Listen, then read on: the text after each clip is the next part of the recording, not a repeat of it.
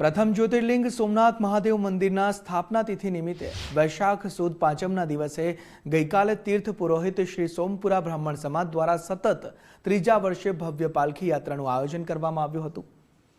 આ યાત્રા પૂર્વે જૂના સોમનાથ મંદિર ખાતે વિધિવત પાલખીનું પૂજન કરવામાં આવ્યું હતું, જેમાં આંતરરાષ્ટ્રીય કિન્નર અખાડાના મહામંડલેશ્વરો સહિતના સંતો મહંતો તેમજ જિલ્લા કલેક્ટર એનવી ઉપાધ્યાય અને અન્ય ઉચ્ચ વહીવટી અધિકારીઓ જોડાયા હતા। હર હર મહાદેવના નાદ સાથે નીકળેલી આ પાલખી યાત્રામાં બહોળી સંખ્યામાં ભક્તો ઉમટી પડ્યા હતા અને નગરચર્યાએ નીકળેલા મહાદેવના દર્શન કરી ધન્યતા અનુભવી હતી।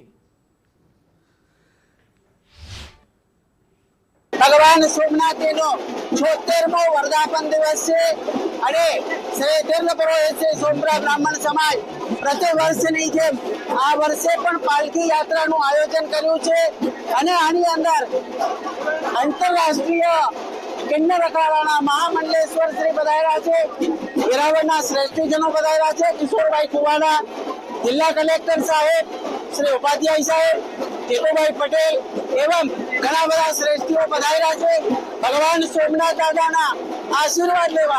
मुख्य आश्रम मेरा उज्जैन में है और दूसरा आश्रम हमारा गुजरात अमरेली बाबरा में है, जहाँ गुजरात की पहली माँ कामाख्या विराजमान है। मैं वहाँ से हूँ।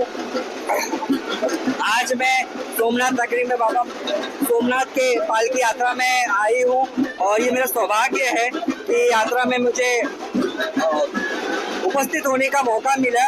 और कहा जाता है जैसे कि आज का दिन जो रहता है, ये दिन जो है बाबा सोमनाथ निकलते हैं जो और पूरे नगर वासियों को आशीर्वाद देते हैं। तो इससे अच्छी बात सोमनाथ वासियों के लिए क्या हो सकती है।